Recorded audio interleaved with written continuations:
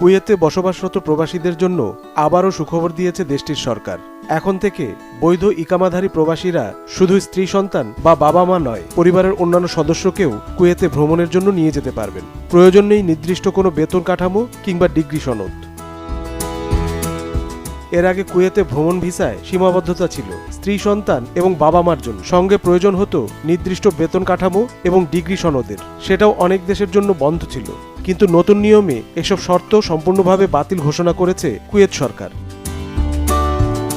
আগে যেখানে ভিসার মেয়াদ ছিল মাত্র 1 মাস, এখন তা পাওয়া যাবে বিভিন্ন মেয়াদে, 1 মাস, 2 মাস, 3 মাস, এমনকি 1 বছর পর্যন্ত। শুধু সিঙ্গেল এন্ট্রি নয়, এখন থেকে মিলবে মাল্টিপল এন্ট্রি ভিসা আবেদন করার সুযোগ। এতে প্রবাসীদের পরিবাররা একই ভিসায় একাধিকবার কুয়েতে প্রবেশ করতে পারবেন। কুয়েত সরকারের যুগান্তকারী এই সিদ্ধান্তে খুশি প্রবাসী বাংলাদেশিরা।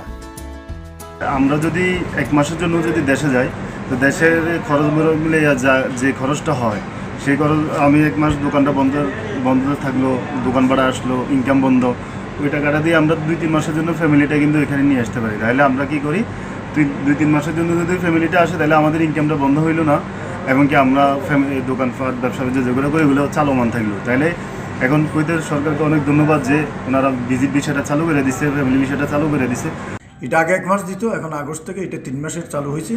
অনুরূপভাবে এখানেও ওই মা বাবা আপনি এবং শ্বশুর শাশুড়ি এদেরকে আনতে পারবেন। এখানে আনার পরে প্রথমে 1 মাস, তারপর আপনি পর্যায়ক্রমে 90 দিন পর্যন্ত রাখতে পারবেন। সেটা এখন চালু হয়েছে। তবে ফ্যামিলির ক্ষেত্রে আপনাকে অবশ্যই, এবং ফ্যামিলি যদি ভিজিটও আনেন, সেক্ষেত্রে আপনাকে কাবিরনামা দেশে অ্যাটেস্টেড করতে হবে। আবার এখানে এনে আরবিগণে এটাকে বাংলাদেশ এম্বাসির থেকে অ্যাটেস্টেড, এখানকার ফরেন মিনিস্ট্রি অ্যাটেস্টেড করেই পাসপোর্ট সহকারে আপনি সাবমিট করে ইজিলি ভিসা অনলাইন থেকে বের করতে পারবেন।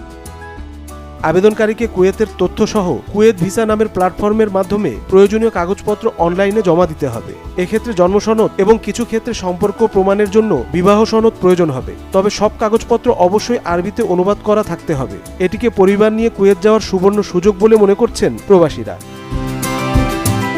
Desk report, channel 24।